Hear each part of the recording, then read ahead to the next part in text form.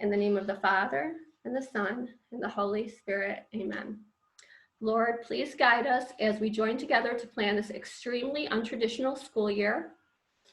Guide Mrs. Lindner and I as we address the concerns of these loving parents. During this time when we cannot physically wrap our arms around each other, let us find ways to be the loving embrace of God to our neighbors and school community. Amen. In the name of the Father, and the Son, and the Holy Spirit. Amen. Okay. Do you have anything to add, Mrs. Lindner, before I get started? It's great to see everyone, and let's get the show on the road, Mrs. Show on the road. And actually, I would like to thank Mrs. Lindner in advance for helping me to prepare this slide. Actually, let's be honest, Mrs. Lindner prepared this entire slideshow. I just tweaked it a little bit. So thank you so much, Mrs. Lindner.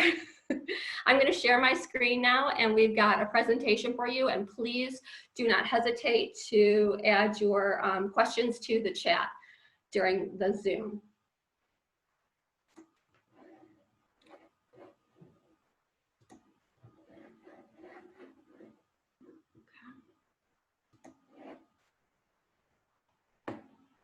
All right, oh, am I at the beginning here? I don't think I am. Let's get to the beginning.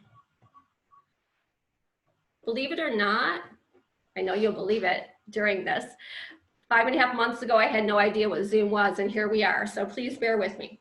All right, so this meeting this evening is to inform parents on our plan for the upcoming 2020-21 school year and to address any questions or concerns that you might have at this time.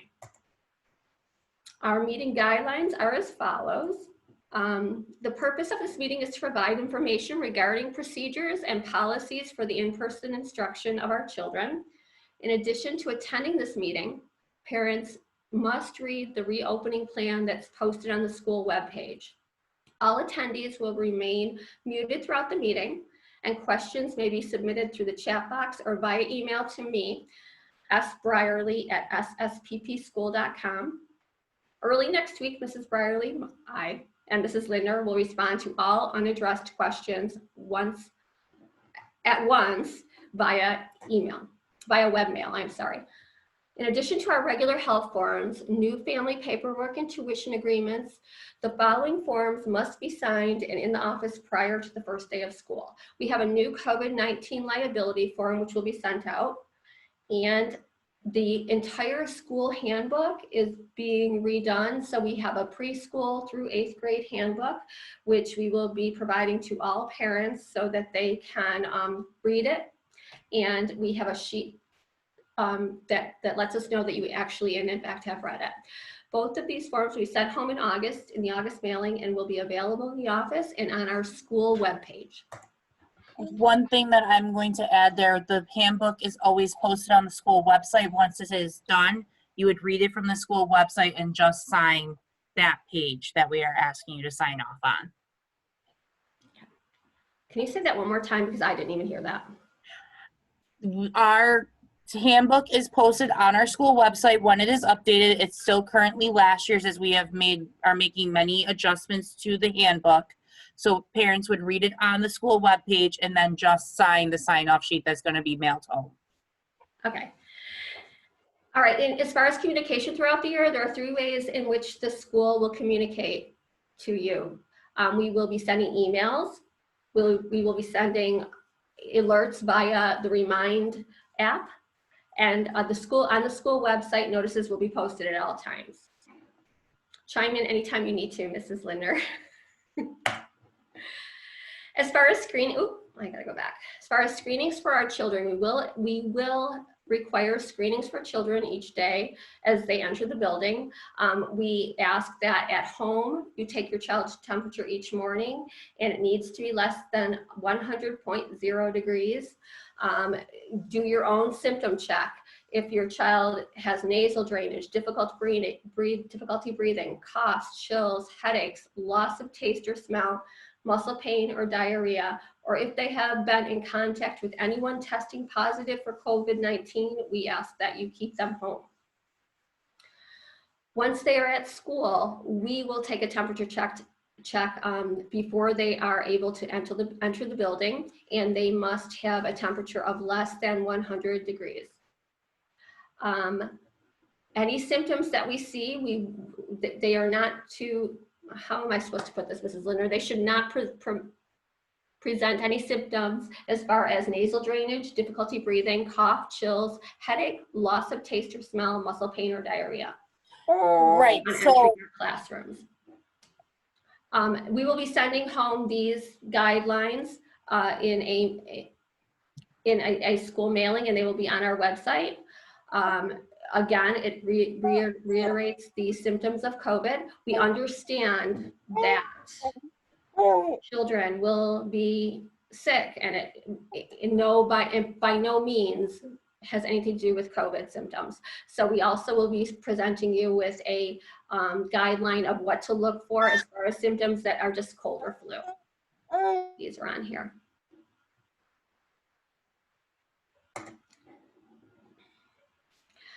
In order to help you all out, we also will be sending home a guideline as to whether or not you decide your child should go to school. Again, yes or no, do they have these symptoms? If honestly, we are all in this together, this is a new time for all of us. If you have any questions or concerns regarding your child's health, or if they are not feeling well, please keep them home at this point, especially at the preschool level, because it's really difficult. I'm going to be honest with all of you. It's really difficult to maintain. It's a little more difficult than the kindergarten to 8th grade to keep them apart from each other and to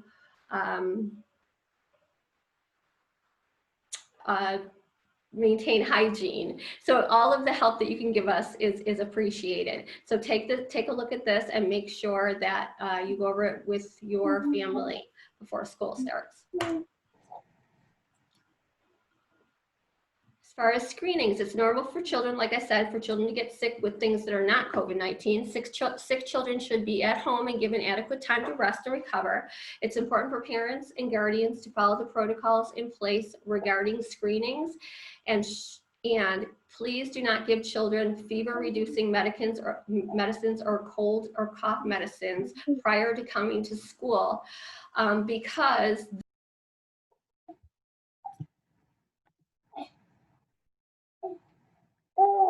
Mrs. Brierly. I know this will not allow us to adequately screen your child. If they come to school and you have given them some kind of medication, we're not going to be aware of the fact that they have a fever or a cough. So please do not give them any medication before they come to school. If they are ill, keep them home. Violating these policies will not be tolerated. As far as in-school screenings, if we have a suspected case of COVID or symptoms of COVID, the parent will be notified. The child will be brought to an isolation area and monitored by a staff member in full PPE gear. The child will need to be picked up within a half an hour, and we will refer that child to their pediatrician.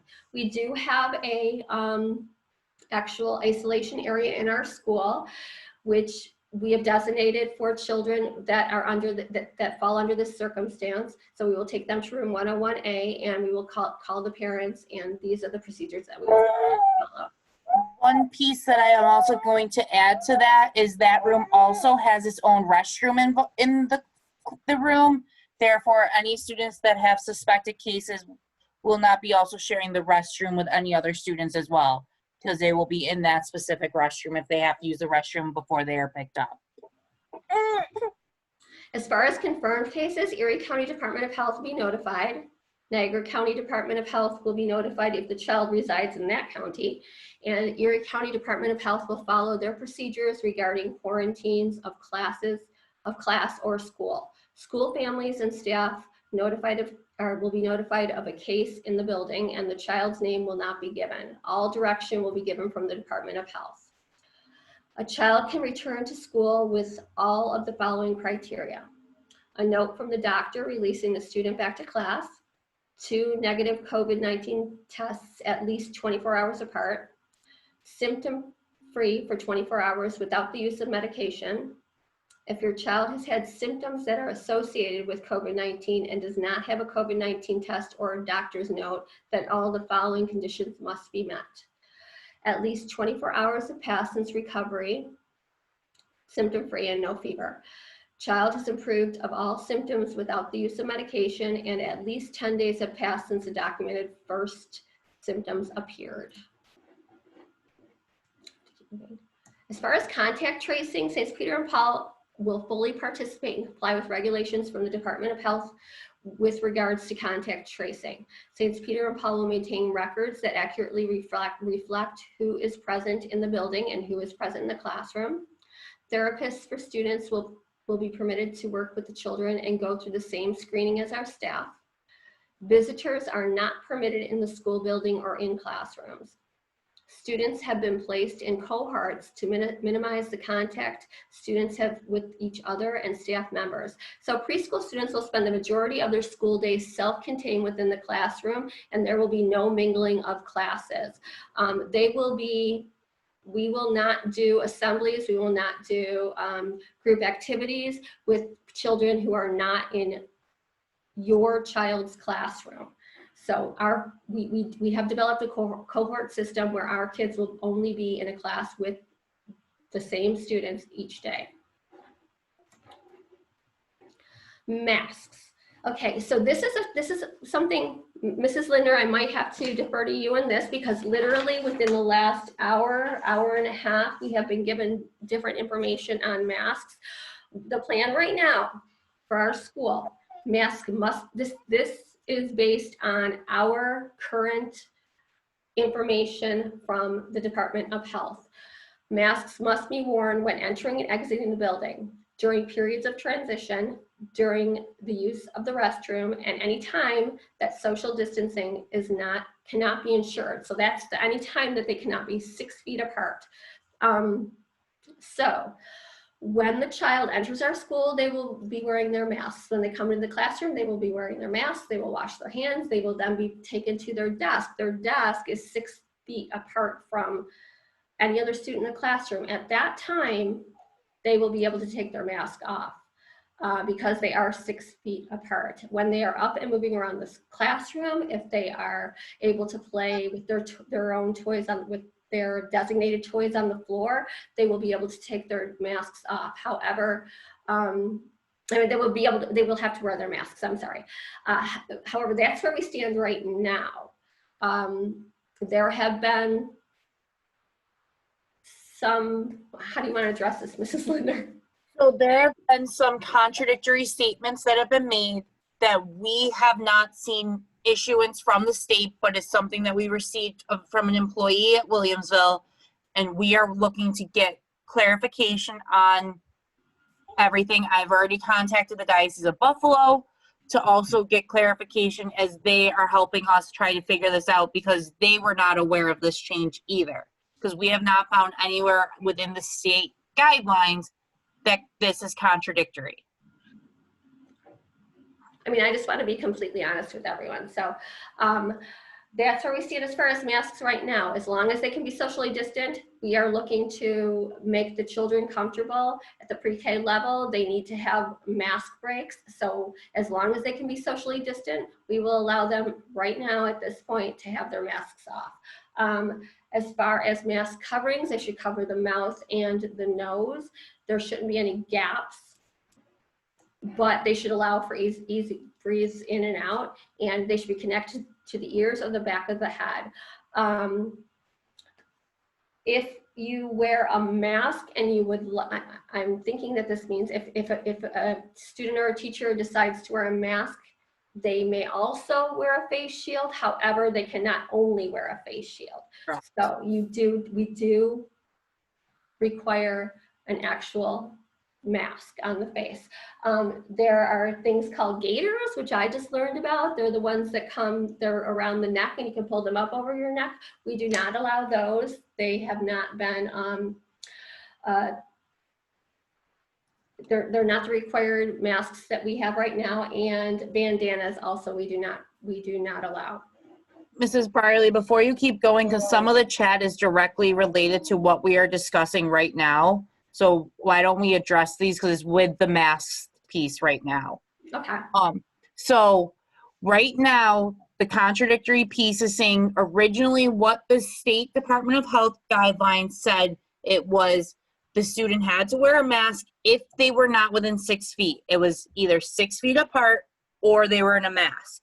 Right now, there's rumblings, inconsistencies saying that no matter what, except for mask breaks, you have to have a mask on, which is why we're trying to get the clarity, because we cannot find anything from the state issuing that statement.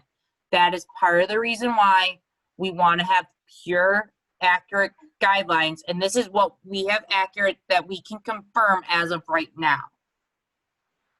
Also, we are looking to get for all of our teachers the masks with the window for all the teachers in the building. We have put them on order. They're supposed to arrive next week. So it's not only pre-K 3, all of our teachers are being provided a mask that has the opening for, so the kids, I call them the smile masks, so the students can see the smiles, which hopefully will also help put some of the students at ease with seeing their teacher in a mask. And those were the biggie things right there in the chat related to masks, Mrs. Brierly. Okay. All right. So we are not requiring that masks be any color. They don't have to be uniform. Anything that as long as they fit our standards, that the children can have their fun masks, different colors, anything that they would like, as long as they cover their nose, mouth, easily breathable, connect to the ears, and follow the standards that we have here. It doesn't matter what color they are. We don't have a uniform. Mrs. Lindner created this, having fun with the masks, what not to wear. They need to cover the nose, obviously. If you just take a look at it, it's kind of silly. So we want to make sure that they are wearing their masks properly over their nose and their mouth, and not creating a area around their mouth that air can get out of.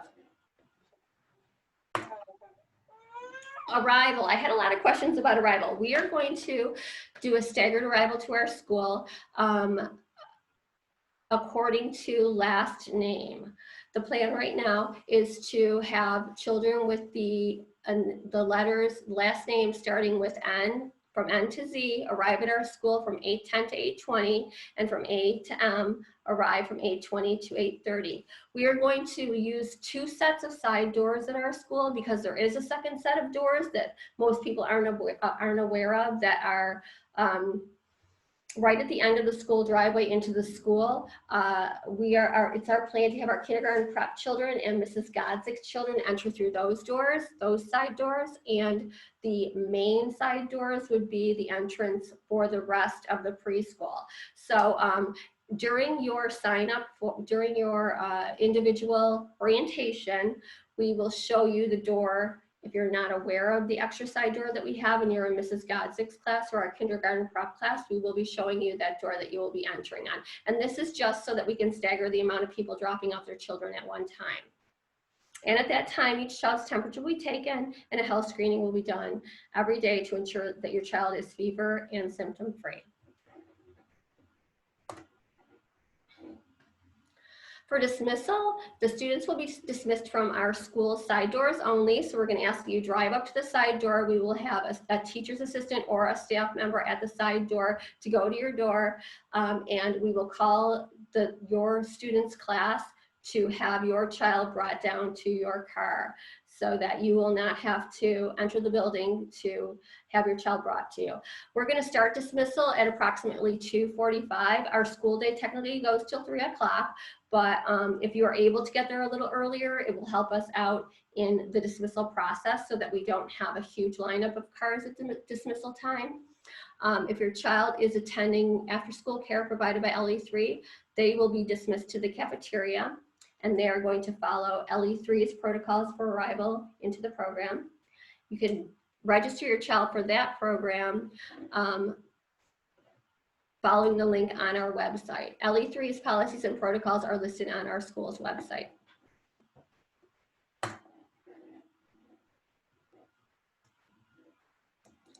For arrival and dismissal, at no time During arrival or dismissal, are parents permitted to park on the side of the school building? This has always been a rule, but I just wanted to put this in so that everyone knows it's a fire hazard, and along the side of our school building, you are not allowed to park. We're going to be blocking off the front parking lot to give multiple options for classes to be outdoors for gym classes and other classes, because we are going to, as much as possible, get the kiddos outside so that they can have the fresh air and be able to have their classes outside. We've got that little bit of green space and area in the front, so we're going to be blocking off the front parking lot. So we ask you to enter through the side for the side parking lot. And if there's a change in the way your child's normally dismissed, you have to send a written notice for your child's teacher, or email it to the office or your teacher, just so that we know and we can have your child ready and brought to you when you come for the early dismissal. Parents, guardians, and visitors are not permitted in the building during arrival or dismissal this year. If you are late, any student that arrives after 8:45 is considered tardy. Parents or guardians need to park at the side parking lot and escort their child to the main office, and you or your children must wear a mask when entering the building. If there is another, this is kind of an exception because you will be bringing your child into the building. If there's another person or family in the office, please wait outside the office door using the social distancing markings. Students that arrive late will be screened in the office prior to being sent to class. And students that require an early dismissal must have a written note that indicates the time and reason they're leaving. We really cannot dismiss children this year without a written note or prior notice, just because it's going to hinder our dismissal policies. I want to go back to that.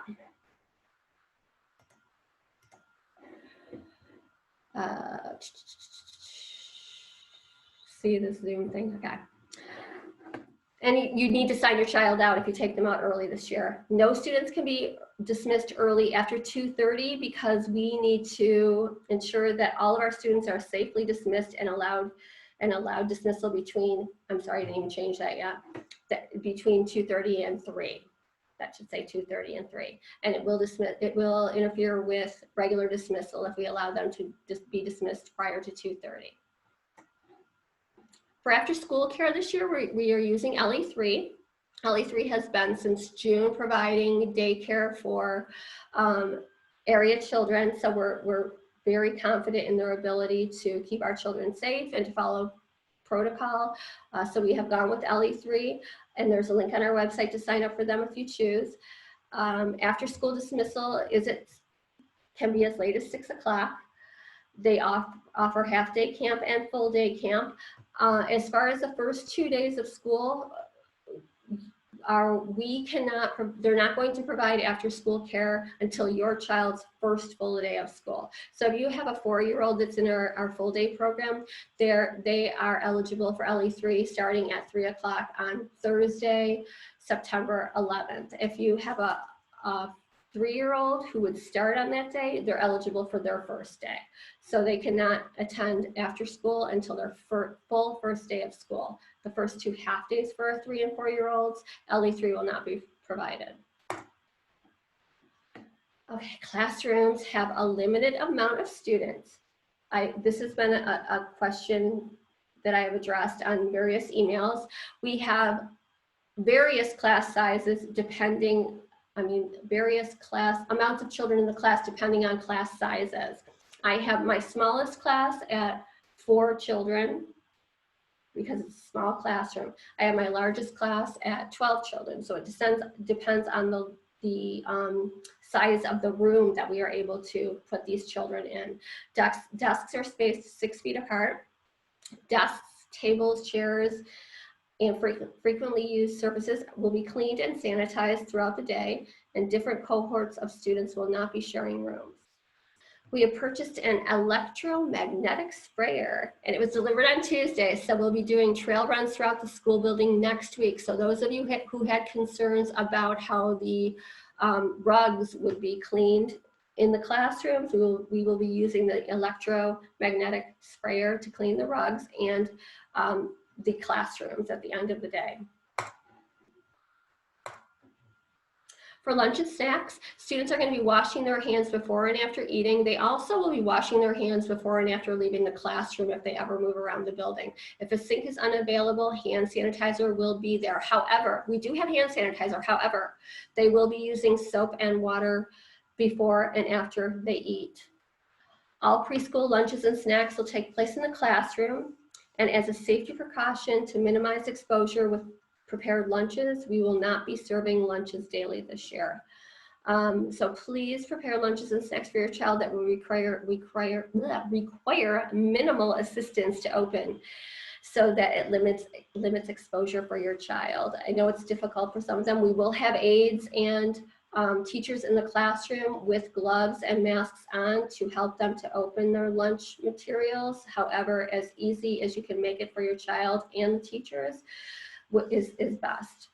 And please send a water bottle with your child, as we will be taking numerous water breaks throughout the day to ensure hydration. As far as remote learning, we will be using it if we are required to stop in-person instruction.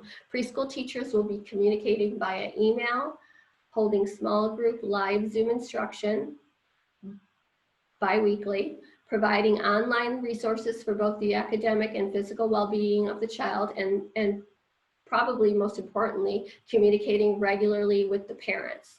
We have learned much from the past. Last year we were kind of thrown into this, but this year we have learned a lot and are confident in our ability to provide outstanding remote instruction. We're working to be able to have an option for daycare on site. We were hoping we would already have this option at the beginning of the year. However, that did not work out. If a shutdown were to occur, since we are not currently in a shutdown, there is no available guidance at this time. We cannot guarantee that this will happen right now, but we are working to provide this for you.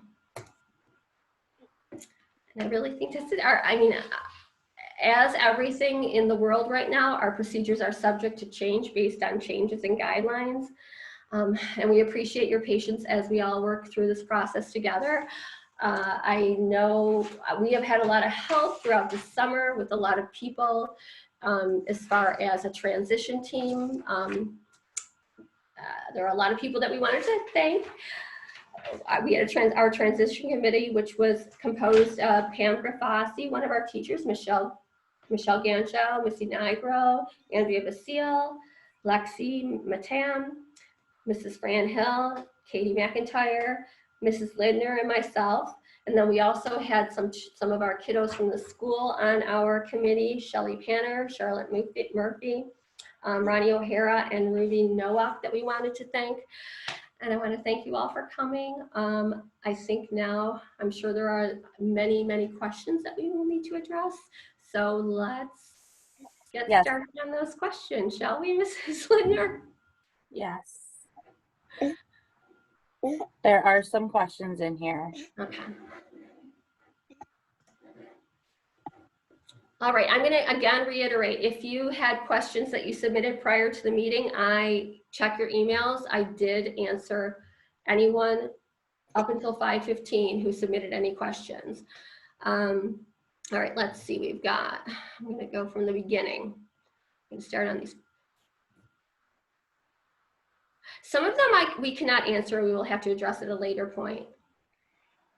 For example, the pediatricians ones, I see a second comment later saying about how you received an email from your pediatrician saying that to contact the school. That means guidance has changed since we met with everyone with Department of Health. So that will be something that we will need to address at a later time in our video at the beginning of next week. Oh, I did actually, as far as the masks, I did forget to tell you, if you would like your child to wear a mask 100% of the time, that is perfectly fine with us. Just let us and the teacher in the classroom know, and we will reinforce that with your child. We are happy to have your child wear their mask 100% of the time if that is something that you prefer. Right now, to answer the meaning the kids may have to wear masks 100% of the time, right now we are planning on letting them take their masks off when they are able to be socially distant. However, if we are given a new guideline, that may have to change. We have to follow what the state tells us. If the state does a mandate, we do not have a say. That is something that we need to stress. It's not that we want the kids necessarily in a mask all day, because we know everyone is at varying points related to COVID with everything. However, we have to follow the guidelines from the state. Yeah, so that's something that's still, as far as in-school plan on the website, there is a link provided. However, it's broken. Missy, do you know what that? I'm going to have to look to figure that out. Okay. Will teachers in the pre-K 3 rooms be wearing masks with the ones with windows for speech? Our teachers will be wearing masks 100% of the time, and they will be given a mask with the windows for speech. So yes, they will. They will be wearing masks with the ones for speech. Can you share with us? I already talked about the contradictory part, Mrs. Okay. Brierly.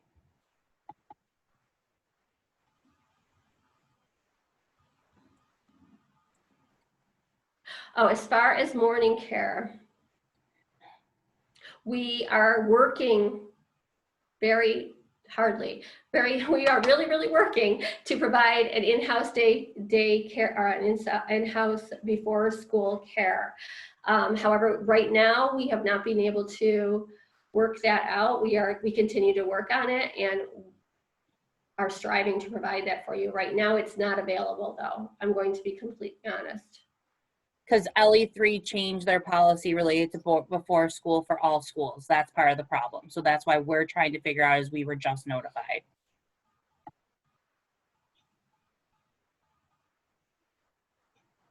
How much, as long as you let the teacher, I'm just answering this question, how much of a disturbance would it be to pick up a child at 2 when the school age children are released? Well, 2 o'clock is kind of tricky because the buses are there, and historically, we have had a problem with anyone coming and parking in our parking lot at 2 o'clock because you can't get in because of the buses. But if you come a little before 2, before the buses is there, or after, remember, it's usually not a problem. Well, I'm looking at the family. Their child is going to be the 2 o'clock to 2:10 pickup because their older child's in 2nd grade. So it should work. We should be able just to page both of those children to come out because we'll have the PA system going. Okay. So it should be doable. Okay. And that could apply to a couple families in this room. The pre-K class that dismisses at 11:30, that's my class. Woohoo, I have an answer for that one. So I will be bringing my class to the side door at 11:30 and we'll dismiss them. We will keep them distant from each other. They'll be wearing their masks. That's a whole different dismissal. So I'm glad that you asked that, Ms. Delaneve. I will dismiss them to your car at 11:30. That's my classroom. And it's a very small class right now. There are only 4 in that class, so that's easily done.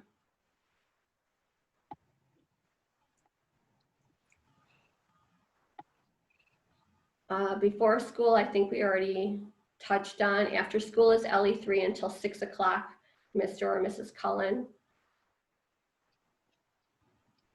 Oh, can we go over a bit about lunches and snacks? So lunches are no longer provided by the school. Lunches and snacks are no longer provided by the school. You would have to send a lunch in with your child daily. The easier it is for them to manipulate, open things, get things going from themselves, the better. But we will have a teacher and a teacher's assistant in the classroom to help them. Lunches will be eaten in the classroom, as will snacks. So I think they will be washing their hands before and after lunch and before and after snack. I hope that answers that question. Speech, we are working with the various districts related to special services. The process that we have set up for Williamsville will be that to enter the building, they have to go through the exact same screening process as all of our faculty and staff do, where they have their temperature taken and then they have to answer the following questions truthfully, saying that they don't have a cough, they don't have a sore throat, they don't have any shortness of breath, they have not come into contact with someone who's tested positive for COVID-19 or have not traveled outside the area within the last 14 days. If they can pass all that, we are working to make sure all services are being enabled in-house so that we don't have to do telehealth, which is what some districts are trying to do. We are working, that's what we have done with Williamsville. I don't know necessarily all the other organizations that come into preschool. We are working on that with each of those individual organizations. Okay, and Mr. Mears, I apologize that I did not get back to your email. I will go and recheck your questions and get back to you. If not tonight, tomorrow morning. Playtime for 3-year-olds. Right now, we are looking at, we definitely want to have playtime. Our rooms have space for playtime. What we are going to do is we will give children during the time set for them to have their play, their specific toys to play with in their little area, and then wash them each day after they have played with them.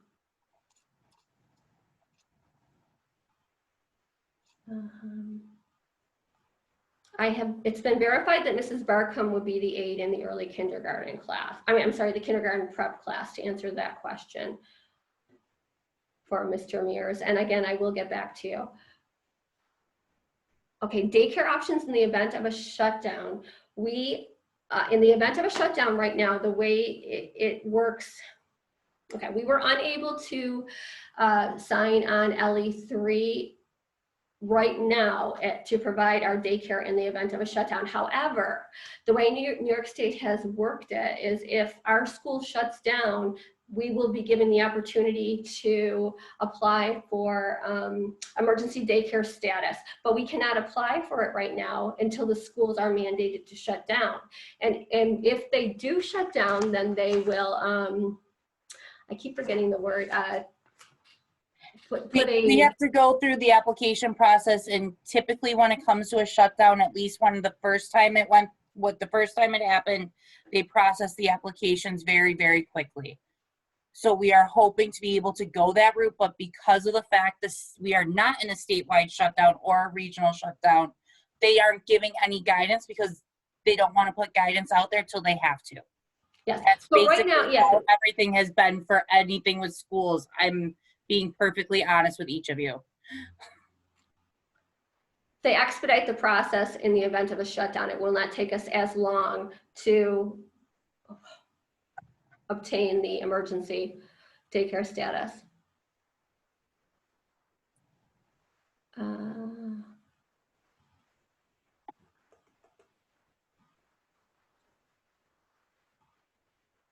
Okay, yes, we will have specials. We will have gym out of the classroom, Mrs. Shoshani. The question is, will students be contained in their classrooms most of the day? Will there be any recess gym specials are still be offered? We will be taking them out to the playground. We will be offering gym in the gym where they will be have to wear masks in the gym, unfortunately. We will be providing art, library, and a music appreciation where we have been asked not to sing in the classroom, but we have lots of musical instruments that we'll be able to provide in the classroom so that we can do music in the classroom and technology in the classroom, just so that we are not moving around the building as much as we have in the past. LE3 will be on site, Mrs. Squillis, it will be on site. The question was, will LE3 program be on site? If so, will masks be required? That we would have to defer to their policies. They have their own set of policies that we will share with everyone because we literally just signed the contract with LE3 to do the after school program because it's been a lot of back and forth. So we will be sharing everything with you related to what those specific policies are. And I also know she will be also, she should be sending it out to also the families as well who register with them.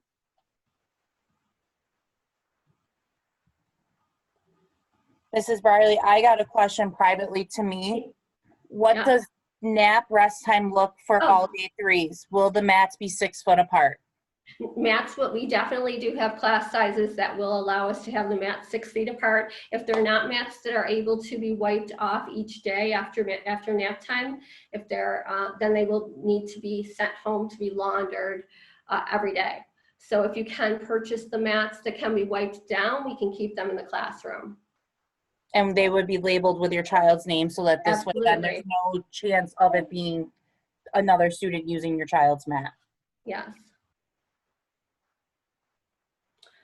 Okay, 3-year-old will be coming all day. Okay, so as far as I have a question about the pre-K 3-year-old who will be coming all day and needs after school, will they be directed? Their classrooms, Teachers Aid will bring them to LE3, make sure they get there safely and settle them, and then they would need to follow LE3's procedures as far as how will it be for picking up those children. Do you have an answer for that yet, Mrs. Bender? Picking up children from LE3? I believe the way Elliot discussed with me on the phone, this is also subject to change, that they would have the family buzz the system either through the intercom on the door or calling in directly to LE3, and then one of their staff members will escort the child to the door. Okay. I have someone asking if we will continue to be peanut free. We never were actually peanut free. We are a peanut restricted school, so we will continue to follow the guidelines that are the policies that we have in the past. As far as that, we anything that we give your child within our school is definitely peanut free. We ask you, all of the rest of the parents, to be on our side and not send anything with peanuts or tree nuts into the classroom. We will that's something else we need to, that's a really good question, actually. As far as eating in the classroom, Mrs. Linder, I'm being honest with everyone. Yes, we have to decide, we have to sort out if we're gonna have to move them, potentially type of situation. It would be possible for us to, because every child has their own desks that they will be eating at during snack and lunchtime, to move the desks so that they are further away from any child that may have a peanut or a tree nut in their lunch or snack.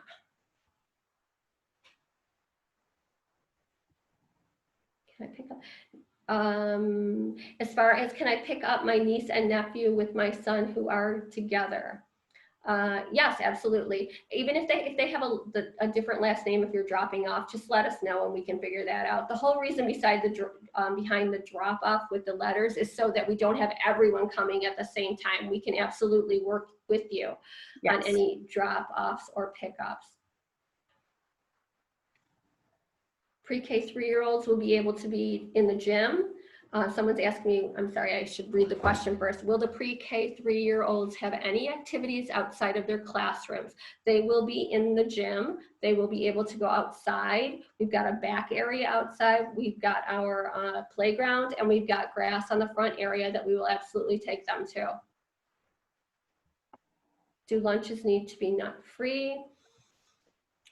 Full day pre-K 4 should be sent with a lunch. Yes, full day. All full day children should be sent with a lunch and one snack. Some teachers do ask for 2 snacks so that they can have one in the morning and one in the afternoon. That's the reason for our orientation. That's kind of up to the teacher. So they will let you know at that time if they should bring 2, but absolutely a lunch and 1 snack. As far as it being nut-free, I think that we're going to have to get back to you, and in our video when we answer more questions, Mrs. Linder and I will have to address that, because that's why we're having these meetings. That's something that we had not thought of.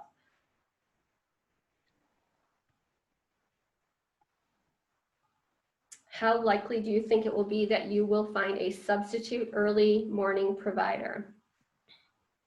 Should parents be planning for worst case scenario at this point? I would say we are trying extremely hard to find it. We're getting into the home stretch and we can make no guarantees. So I would say you should probably at this point, and correct me if I'm wrong, Mrs. Lindner, be in search of other options for morning care. As much as I don't want to have anybody be stuck with nothing. because we got the curveball thrown at us, and we are sorry that we are throwing this curveball at you. But we are doing everything in our power to find another alternative. We are. But we rather have people plan for worst case scenarios, so then you can cancel worst case scenario if at all possible. And Mrs. Schultz, I was just informed today that I had your incorrect email address, so I will email you all of our past correspondences. I've been sending them out all summer. Mrs. Godzik just let me know today that you were not getting them. I apologize for that. The pre-K 3-year-old teacher is Mrs. Green.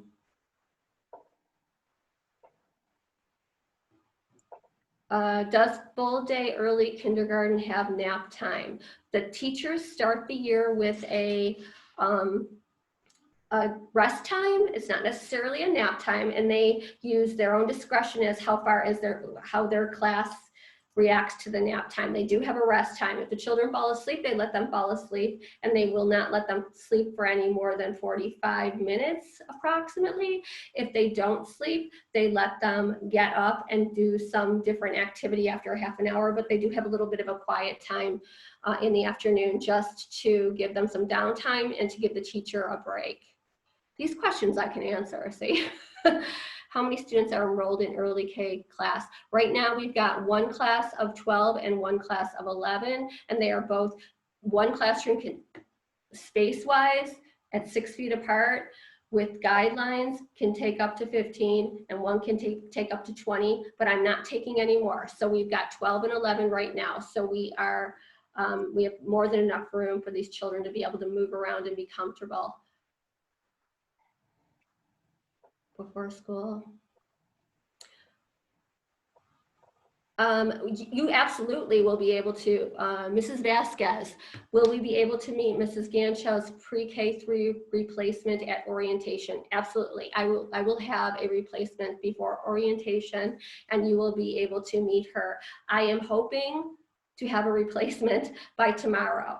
Just to give you a heads up, I would never, this has happened before, and I'm not worried. We will find a wonderful replacement for Mrs. Ganchow prior to orientation.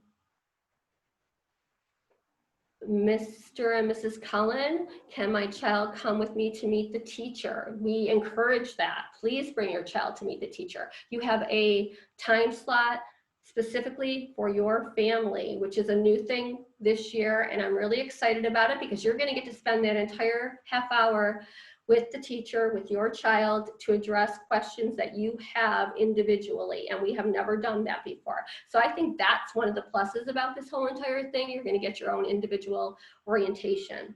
And the other piece is too, we will be trying to have the students go through the screening process so that they aren't surprised by it. So they know what it's like to come through the door and have to have their temperature taken. So having your child come is actually a great thing, so they know what they're going to do when they come into school. Right. What's the earliest time we can drop off a pre-K 3-year-old? We're going to say 3 or 4-year-old if anyone has that question.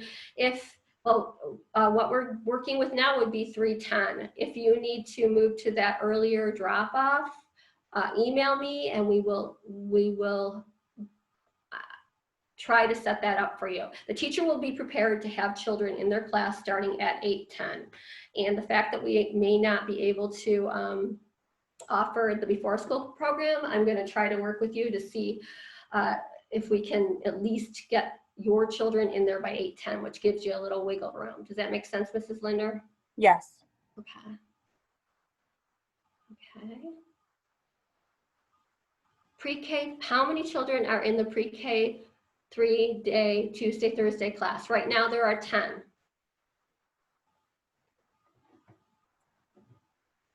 Well, no, okay, will we have a new supply list for Mrs. Ganchow's replacement, or will it be the same? It is going to remain the same. The supply list will remain the same. The teacher will make it work because we don't want anyone to have to go out and get all new supplies and things like that. The teacher will make it work. I think there might be some questions that we have missed, and we will address those in a video. We also will consider answering the questions in a text format as well. But that's where I totally lost my train of thought, parents. I am so sorry. Now, early next week, Mrs. Lindner and I will be sending out a video answering any questions that we were unable to address tonight. Please have patience with us, and especially Mrs. Lindner, who has put in many, many, many hours of her own free time this summer, trying to get this put together for all of us. So I appreciate you, Mrs. Lindner, and I thank you for helping me out with this. And thank you all for your patience. We will try to answer any questions that we did not in our video. Mrs. Ruggiero, I will reach out to you tomorrow as I see a private question from you. I really can't sleep because type an answer right now because I have a sleeping baby on my shoulder. So I will reach out to you privately.